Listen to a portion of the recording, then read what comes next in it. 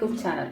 ಇವತ್ತು ನಾವು ಪೈನಾಪಲ್ ಅನ್ನು ಯೂಸ್ ಮಾಡಿಕೊಂಡು ಒಂದು ಸುಲಭವಾದ ಮತ್ತು ರುಚಿಯಾದ ಸಲಾಡ್ ಅನ್ನು ಮಾಡೋಣ. ಮೊದಲನೇದಾಗಿ ನಾನಿಲ್ಲಿ 1 ಕಪ್ನಷ್ಟು ಪೈನಾಪಲ್ ಅನ್ನು ತಗೊಂಡಿದ್ದೇನೆ. ಅದನ್ನು ಒಂದು ಬೌಲ್ಗೆ ಹಾಕೋಣ. ಆಮೇಲೆ ಕರಿಬೇವು, ಹಸಿಮೆಣಸಿನಕಾಯಿ. ನಾನಿಲ್ಲಿ 2 ಹಸಿಮೆಣಸಿನಕಾಯಿಯನ್ನು ಸಣ್ಣ ಸಣ್ಣದಾಗಿ ಕಟ್ ಮಾಡ್ಕೊಂಡಿದ್ದೀನಿ. ಮತ್ತೆ ರುಚಿಗೆ ತಕ್ಕಷ್ಟು ಉಪ್ಪು.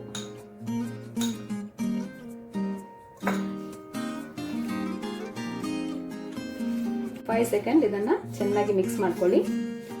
ಕರಿಮೆಣಸಿನ ಹುಡಿ ಫ್ಲೇವರ್ ಇಷ್ಟ ಇದ್ದವರು ಬೇಕಾದ್ರೆ 1 ಚಿಟಿಕೆಯಷ್ಟು ಸೇರಿಸ್ಕೊಳ್ಳಿ.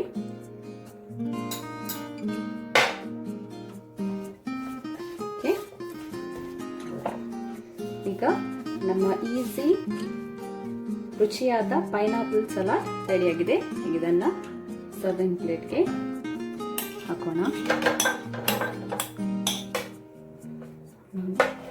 ಒಮ್ಮೆ ಟ್ರೈ ಮಾಡಿ ನೋಡಿ, ತುಂಬಾ ರುಚಿಯಾಗಿದೆ ಮತ್ತು ಸುಲಭವಾಗಿ ಇದನ್ನ ಮಾಡಬಹುದು.